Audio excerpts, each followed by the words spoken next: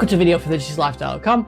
I've got my multi-poly now, and this video is 5 tips to get started creating your own sounds on the multi-poly. So this is a way of getting it into the multi-poly and start programming on it. So I've got the editor up here on the screen, and I've got the multi-poly here.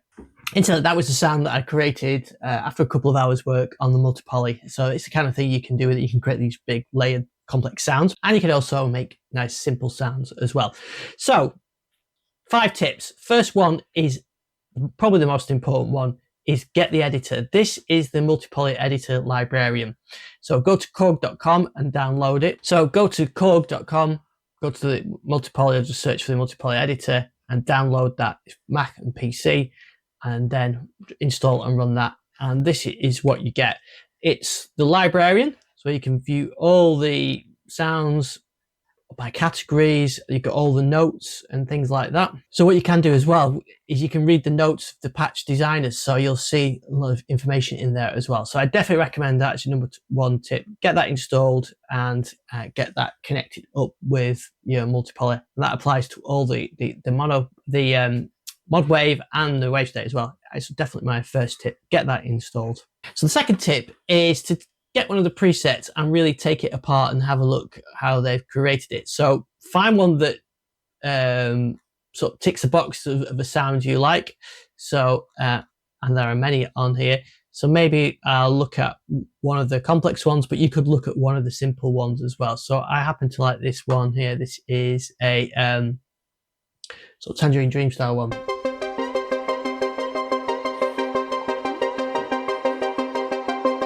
And you can see there's a lot going on there. So what I would recommend to start to learn it is turn off all layers apart from one. So you're just looking at one layer. So that's interesting sound. And just have a look at how this has been done. So you can see the architecture of the synth. We've got actually a single oscillator being used there and 2 filters. So have a look at what they've done. So you can see, and what also you can do as well, just to aid you understanding the sound, I do sometimes is turn off all the effects as well. So you've just got the raw sound. So you can hear that random variation on that. And so let's have a look how they did that. So you can see we use just a single oscillator and this layer, which is using a classic sawtooth pulse width, and it's at 50%. And if you go on to the synth itself and put the oscillator on, the cameras can see that. But there you can see the waveform. So that's always handy to be able to see how they've done that. So just out of the box with this sound, it's actually just using that single filter. And then you can hear the filter type. Now, obviously that's being controlled. That sound's being triggered. It's not just being controlling that, playing that. So is it using an arpeggiator or is it using motion sequencer? Well, the arpeggiator's off, so it's not using that. And there's the motion sequencer. So I've done videos on the motion sequencer in the past, and I'll probably do another one for the multi-poly. So I won't go too much detail now, but basically that pitch is being controlled by this pitch lanes, and that's the pitch. So it's 0, 7 up, 12 up, 15 up, so on. So there you can hear it's controlling the pitch, and if I start changing these values, you can hear the pitch changing on there. So that's the kind of thing you can do with the editor. If you want to go for something, let's have a look for, here we go, let's have a look at this one, the Tom Sawyer Sweep. A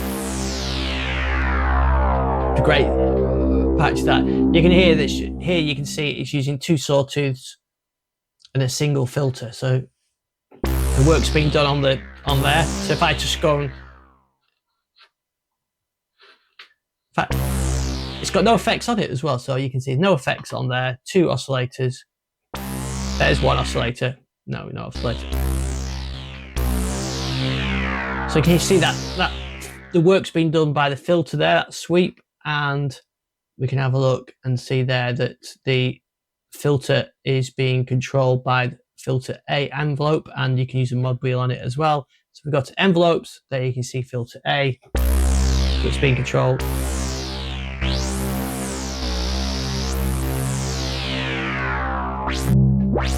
So you can straight away start changing those, and you can see they're using the profit emulation of that filter A for the envelope.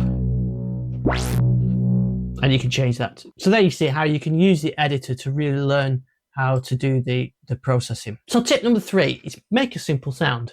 Go to Init program and just have a go at making a simple performance. So here we go. Simple sound. Have a go with the envelope.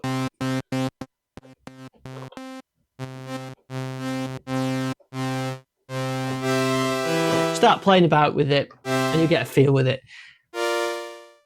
Have a look here on the editor what you've got. You've got a single sawtooth. Just try playing around with some of these. Let's just, for sake of playing with it, change to detune one. There you can hear that.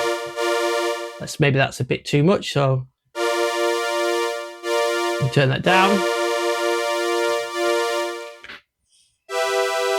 And maybe you want to experiment with the filter, so go on to filter 1. You can choose your filter types, but I'll do a video about on filter types when I've had a bit more time to play with it. But just stick with the basic one now and just play with that.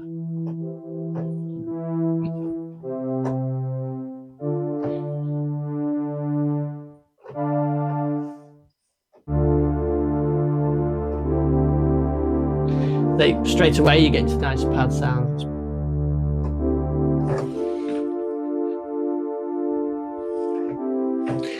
And just go like that, go through it. Try some of the effects on there, the compression. Try the chorus on there. A vintage stereo chorus. Maybe a bit of. Let's choose a bit of stereo delay. Put a bit of reverb on it.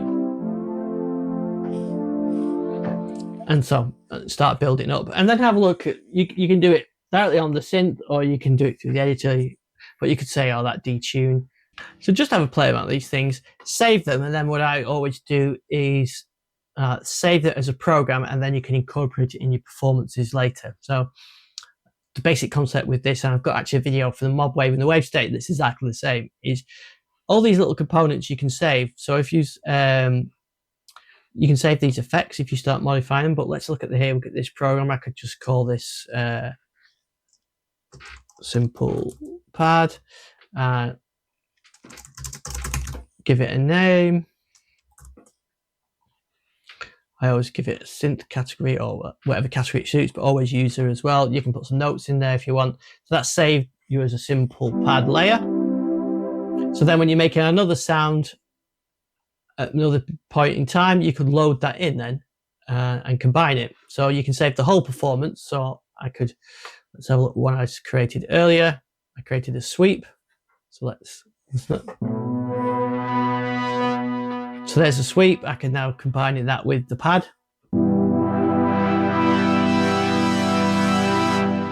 And then I could save that as filter sweep pad or whatever I wanted. So you can build up those layers. So that's my tip on that. Have a play with it. Next tip I would give you is explore these effects. There's quite a lot in there. There is one thing I've noticed as well, that let's go back to an initial program. If you do it through the software, I think there's a bug where it doesn't list all the effects types. I'll show you what I mean. So we're going to make a kind of organ type sound. So it's already pretty organish. Or you could do, and I've got a video on this as well actually, but you could choose one of the organ wavetables. There's tons of them in here. There's an organ type. Right, so I just want to create a simple organ type. So I've got an organ type sound there. But if you go down to, you see there's a CX3 vibrato chorus. So you get organ sounds like that. Well, the bug I've noticed is if you go, there's actually more than that. So if you go into the mod effects and select them from the synth, you'll see at the bottom there's a rotary speaker, which actually is really nice. And then if you go in, you can see there's a few different types here as well, which you can set to control from the mod wheel or a foot controller or whatever you want to. Let's go for a slow one. So just be aware when you go, it doesn't have that category on here as well. I also noticed it with the pre-effects as well. If you go into the pre-effects, so you've got a wave shaper, but if you go into the menu, you'll see there's actually a vintage distortion as well, which can give you some nice effects as well. So just be aware of those. They'll probably fix that with a future update, so you might not have that issue. But what I would do though is I would definitely have a play with these effects. There's some really nice ones on there. So if, like, you can hear the organ type one, but if I let's go back to a synth one, synth sound. If you want a bit of 12-bit action, and you can adjust the sample rate.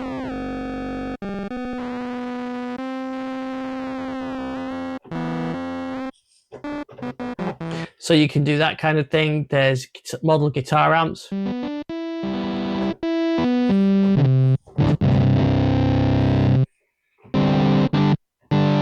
So they are really nice. I recommend I would play with them, and you can see there's loads on here. The ones I like are particularly the choruses, but there's nice flanges on there.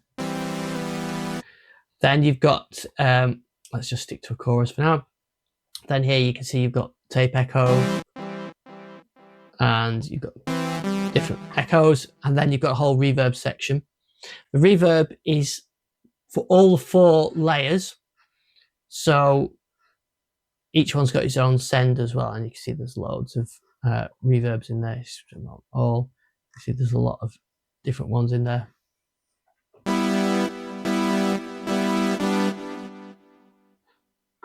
I quite like some of these big ones.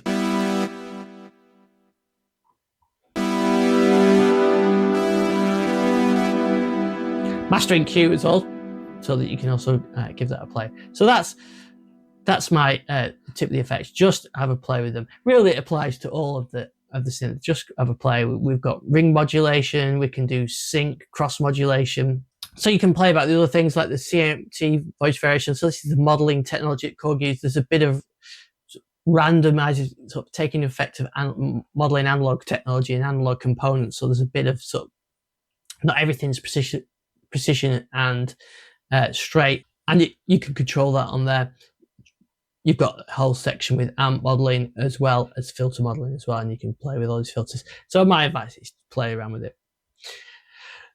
5th tip is read the manual. Actually, the manual, unlike many synth manuals, is really good. You get it direct from Korg, just search for it. The mod wave manual and the wave state manual are the same. Actually, they are really good. I have pretty much learned how to use the mod wave from playing about with it and reading the manual, because if you don't, you may miss something. And there's a few things I've missed. You know, things with the motion sequence or the chaos pad. Everything is in the manual. So if you're looking at the filters and you understand what the voice assign mode is, as you can see on the screen there, it's all there. It's searchable.